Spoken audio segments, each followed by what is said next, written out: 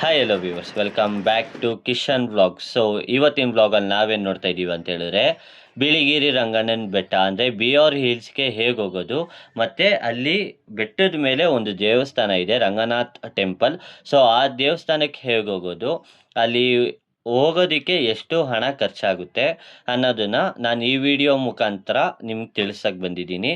So ಯಾಕೆ ತಡ ಮಾಡೋಣ, let's start the intro.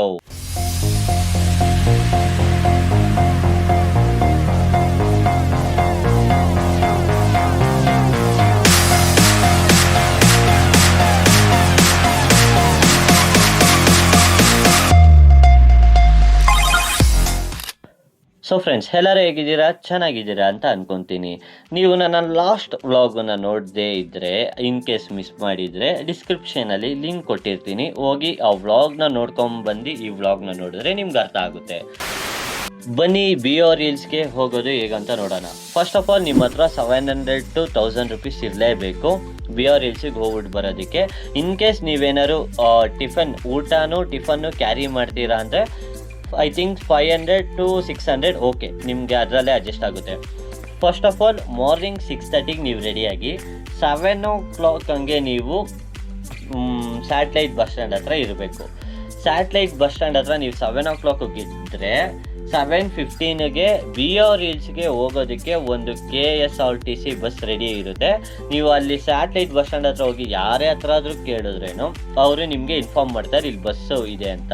So ನೀವು ಆ ಬಸ್ ಕ್ಯಾಚ್ ಮಾಡಿದ ತಕ್ಷಣ ಬೇಗ ಹೋದರೆ ಸೀಟ್ ಸಿಗುತ್ತೆ. ಸೊ ಇಲ್ಲಾಂದರೆ ತುಂಬ ರಶ್ ಆಗುತ್ತೆ, ಅದೊಂದು ತಲೆಯಲ್ಲಿ ಇಟ್ಕೊಳ್ಳಿ. ಬೇಗ ಹೋದಷ್ಟು ನಿಮಗೆ ಸೀಟ್ ಸಿಗೋ ಚಾನ್ಸಸ್ ಇರುತ್ತೆ. ಅದಾದಮೇಲೆ ಟಿಕೆಟ್ ಎಷ್ಟು ಅಂತ ಹೇಳಿದ್ರೆ 230 rupees ಅಷ್ಟೇ ಒಬ್ಬರಿಗೆ, ಸಿಂಗಲ್ ಸೈಡ್. ಸೊ ನೀವು ಅದಾದಮೇಲೆ ಟಿಕೆಟ್ ತೊಗೊಂಡ್ಮೇಲೆ ಒಂದು 10 minutes ಅಂದರೆ ಬಸ್ ಮೂವ್ ಆಗುತ್ತೆ, 10 minutes ಬ್ರೇಕ್ ಕೊಡ್ತಾರೆ. ಅಂದರೆ ಮಧ್ಯದಲ್ಲಿ ಒಂದು 2 hours ಜರ್ನಿ ಆದಮೇಲೆ ಆವಾಗ ನೀವು ಟಿಫನ್ ಏನಾದ್ರು ಮಾಡಿಲ್ಲ ಅಂದರೆ ಟಿಫನ್ ಮಾಡ್ಕೊಳ್ಳಿ. 50 to 100 rupees ಚಾರ್ಜ್ ಆಗುತ್ತೆ. ನನ್ನ ಪ್ರಕಾರ ಅಲ್ಲಿ ಕಾಸ್ಟ್ ಜಾಸ್ತಿ ಇದೆ. ಬೆಸ್ಟ್ ಸಜೆಷನ್ ಏನಂತ ಹೇಳಿದ್ರೆ ಟಿಫನ್ ಕ್ಯಾರಿ ಮಾಡಿ. ಸೊ ಅದು ನಿಮ್ಗೆ ಯೂಸ್ಫುಲ್ ಆಗಿರುತ್ತೆ ಮತ್ತು ಹೈಜೀನಿಕ್ ಆಗಿರುತ್ತೆ. ಅದಾದ ಮೇಲೆ ನೀವು 2 hours ಜರ್ನಿ ಆಗುತ್ತೆ. ಕೊನೆಗೆ ನೀವು ಬಿಳಿಗಿರಿ ರಂಗಣ್ಣನ ಬೆಟ್ಟಕ್ಕೆ ತಲುಪ್ತೀರಾ. ಅದಾದ ಮೇಲೆ ನೀವು 5 minutes ವಾಕಬಲ್ ಡಿಸ್ಟೆನ್ಸಲ್ಲೇ ದೇವಸ್ಥಾನ ಇದೆ. ದೇವಸ್ಥಾನಕ್ಕೆ ಹೋಗಿ ದರ್ಶನ ಮುಗಿಸ್ಕೊಂಡು ರಿಟರ್ನ್ ಬರೋಷ್ಟರಲ್ಲಿ ಐ ಥಿಂಕ್ 2 ಗಂಟೆ ಆಗಿರುತ್ತೆ. 3 ಗಂಟೆಗೆ ಬೆಂಗಳೂರಿಗೆ ರಿಟರ್ನ್ ಆಗೋ ಬಸ್ ಇರುತ್ತೆ. ಇನ್ ಕೇಸ್ ನೀವೇನಾದ್ರು ಅದನ್ನು ಮಿಸ್ ಮಾಡಿದ್ರೆ ಇನ್ನೊಂದು ಬಸ್ ರೂಟು ಇದೆ. ಆ ಬಸ್ ರೂಟ್ ತುಂಬ ಕಾಂಪ್ಲಿಕೇಟಿವ್ ಆಗಿದೆ. ಯಾಕೆ ಅಂತ ಹೇಳಿದ್ರೆ ಅದು ಮೂರು ಬಸ್ಸನ್ನು ಕ್ಯಾಚ್ ಮಾಡೋ ಥರ ಇರುತ್ತೆ. ಫಸ್ಟು ನೀವು ಬಿ ಆರ್ ಹಿಲ್ಸಿಂದ ಯಲ್ಲಂದೂರು ಬಸ್ ಸ್ಟ್ಯಾಂಡಿಗೆ ಒಂದು ಬಸ್ ಹಿಡಿಬೇಕು, ಅಂದರೆ ಬಸ್ ಕ್ಯಾಚ್ ಮಾಡಬೇಕು. ತುಂಬ ರಶ್ ಆಗಿರುತ್ತೆ, ರಿಟರ್ನ್ ಬರೋ ಟೈಮಲ್ಲಿ ತುಂಬ ರಶ್ ಇರುತ್ತೆ. ಸೊ ಅಡ್ಜಸ್ಟ್ ಮಾಡ್ಕೊಂಡು ಬರಲೇಬೇಕು. ಅದಾದಮೇಲೆ ಯಲ್ಲಂದೂರಿಂದ ಕೊಳ್ಳೇಗಾಲಗೆ ಒಂದು ಬಸ್ ಇರುತ್ತೆ. ನೀವು ಬಿ ಆರ್ ಹಿಲ್ಸಿಂದ ಯಲ್ಲಂದೂರಿಗೆ ಬರೋಕ್ಕೆ ಐ ಥಿಂಕ್ 30 rupees ಚಾರ್ಜ್ ಮಾಡ್ತಾರೆ. ತಿರ್ಗಾ ಯಲ್ಲಂದೂರಿಂದ ಕೊಳ್ಳೇಗಾಲಗೆ ಬರೋಕ್ಕೆ ಅಲ್ಲಿ 50 rupees ಐ ಥಿಂಕ್ ಚಾರ್ಜ್ ಮಾಡ್ತಾರೆ ಅಂದ್ಕೊತೀನಿ ಬಸ್ಸಲ್ಲಿ. ಇದೆಲ್ಲ ನಾವು ಪ್ರೈವೇಟ್ ಬಸ್ಸಲ್ಲಿ ಹೋಗಿದ್ದು. ಸೊ ದಟ್ ಅಲ್ಲಿ ಗೋರ್ಮೆಂಟ್ ಬಸ್ಸಲ್ಲಿ ಅಮೌಂಟ್ ಕಡಿಮೆ ಇದೆ, ಪ್ರೈವೇಟ್ ಬಸ್ಸಲ್ಲಿ ಅಮೌಂಟ್ ಕಾಸ್ಟ್ ಜಾಸ್ತಿ ಇದೆ.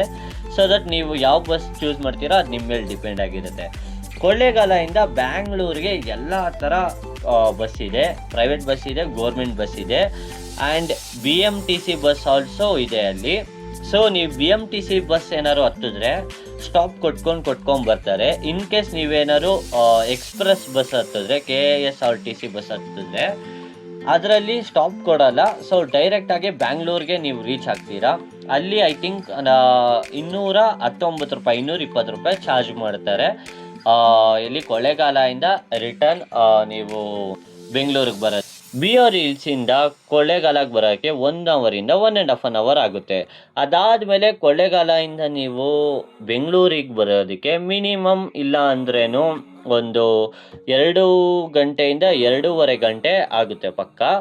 ಸೊ ನೀವು ಯಾವ ಬಸ್ ಚೂಸ್ ಮಾಡ್ತೀರೋ ಅದ್ರ ಮೇಲೆ ಡಿಪೆಂಡ್, ಬೇಗ ಆಗುತ್ತಾ ಲೇಟ್ ಆಗುತ್ತಾ ಅಂತ. ಅದಾದಮೇಲೆ ನನ್ನ ಬೆಸ್ಟ್ ಸಜೆಷನ್ ಏನಂತ ಹೇಳಿದ್ರೆ ಬೈಕ್ ಅಥವಾ ಕಾರ್ ಇದ್ದರೆ ಎತ್ಕೊಂಡು ಹೋಗ್ಬೋದು.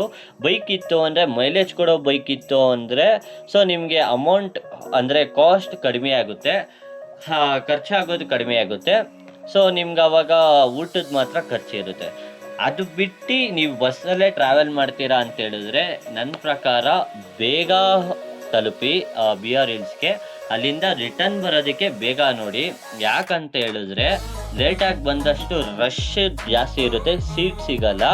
ಮತ್ತೊಂದು ಏನಂತ ಹೇಳಿದ್ರೆ ಬಸ್ಸು ಫುಲ್ಲು ಕಡಿಮೆ ಇರುತ್ತೆ, 1, 2, 3 ಅನ್ನೋ ಥರ ಬೆರಳೆಣಿಕೆಯಲ್ಲಷ್ಟೇ ಬಸ್ ಬರುತ್ತೆ. ಆದ್ದರಿಂದ ಆದಷ್ಟು ಬೇಗ ಹೋಗಿ, ಆದಷ್ಟು ಸೇಫಾಗಿ ಬೇಗ ಬರೋದಕ್ಕೆ ನೋಡಿ ಫ್ರೆಂಡ್ಸ್. ಸೊ ಫ್ರೆಂಡ್ಸ್, ಈ ವ್ಲಾಗಲ್ಲಿ ನಿಮಗೆ ಒಬ್ಬರು ಬಿ ಆರ್ ಹಿಲ್ಸ್ಗೆ ಹೋಗಿ ರಿಟರ್ನ್ ಬರೋದು ಹೇಗೆ ಅಂತ ತಿಳಿಸ್ಕೊಟ್ಟಿರ್ತೀನಿ. ಟೋಟಲ್ ಕಾಸ್ಟ್ ಏನಂತ ಹೇಳಿದ್ರೆ ನನ್ನ ಪ್ರಕಾರ ನನಗೆ ಸ್ಪೆಂಡ್ ಆಗಿದ್ದು 700 to 900 ರುಪೀಸ್ ನನಗೆ ಸ್ಪೆಂಡ್ ಆಗಿದೆ. ಬಸ್ ಚಾರ್ಜಿಂದ ಹಿಡಿದು ಊಟ ಆಮೇಲೆ ಸ್ನ್ಯಾಕ್ಸ್ ಎಲ್ಲ ಸೇರಿಸಿ 900 ರುಪೀಸ್ ಸ್ಪೆಂಡ್ ಆಗಿದೆ. 1000 ರೂಪಾಯಿ 100 ರೂಪಾಯಿ ಕಡಿಮೆ. ನೀವು ಅಪ್ ಆ್ಯಂಡ್ ಡೌನ್ ಮಾಡೋದಕ್ಕೆ ಮಿನಿಮಮ್ ಒಂದು 1000 ರುಪೀಸ್ ಕ್ಯಾರಿ ಮಾಡಿದ್ರೆ ಬೆಸ್ಟ್ ಒಬ್ರಿಗೆ.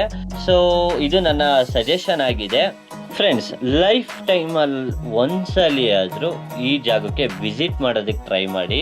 ಯಾಕಂತ ಹೇಳಿದ್ರೆ ಬೆಟ್ಟದ ಮೇಲೆ ವ್ಯೂ ಪಾಯಿಂಟ್ ಮಾತ್ರ ಅಲ್ಟಿಮೇಟ್ ಆಗಿದೆ. ಸೊ ನೀವು ಒಂದ್ಸಲಿ ವಿಸಿಟ್ ಮಾಡಿ, ಜಾಗ ಚೆನ್ನಾಗಿದೆ. ನನ್ನ ಹತ್ರ ಸ್ವಲ್ಪ ವಿಡಿಯೋ ಕ್ಲಿಪ್ಸ್ ಆಮೇಲೆ ಫೋಟೋಸ್ ಇದೆ, ಆ ಫೋಟೋನ ನಿಮಗೆ ಡಿಸ್ಪ್ಲೇ ಮಾಡ್ತೀನಿ ನೋಡಿ. ಸೊ ಇಷ್ಟು ಸುಂದರವಾಗಿದೆ ಜಾಗ. ಸೊ ಆದ್ದರಿಂದ ನೀವೆಲ್ಲರೂ ಲೈಫ್ ಟೈಮಲ್ಲಿ ಒಂದ್ಸಲಿ ವಿಸಿಟ್ ಮಾಡೋದು ಏನು ತಪ್ಪೇನಿಲ್ಲ. ಸೊ ವಿಸಿಟ್ ಮಾಡಿ ಆದಷ್ಟು, ನನ್ನ ಪ್ರಕಾರ ನಾನು ಹೇಳ್ತೀನಿ, ಓಕೆನಾ? ಸೊ ಫ್ರೆಂಡ್ಸ್, ಈ ವಿಡಿಯೋದಲ್ಲಿ ನಿಮಗೆ ಎಲ್ಲ ಹೋಗೋದು ಮತ್ತು ರಿಟರ್ನ್ ಆಗೋದು ಎಷ್ಟು ಖರ್ಚಾಗುತ್ತೆ, ಹೇಗೆ ಏನು ಎತ್ತ ಪೂರ್ತಿ ಡೀಟೇಲ್ಸ್ನ ತಿಳಿಸ್ಕೊಟ್ಟಿದ್ದೀನಿ ಅಂತ ನಾನು ಅಂದ್ಕೊಂಡಿದ್ದೀನಿ. ಸೊ ಹೀಗೆ ನನ್ನ ಸಪೋರ್ಟ್ ಮಾಡಿ, ಮುಂದೆ ಇನ್ನೂ ಇಂಟ್ರೆಸ್ಟಿಂಗ್ ಇರುವ ವ್ಲಾಗಲ್ಲಿ ಸಿಗೋಣ. ಸೊ ಎಲ್ಲರೂ ಸಬ್ಸ್ಕ್ರೈಬ್ ಮಾಡಿ, ಶೇರ್ ಮಾಡಿ, ಲೈಕ್ ಮಾಡೋದಂತೂ ಮರಿಬೇಡಿ. Thank you for watching.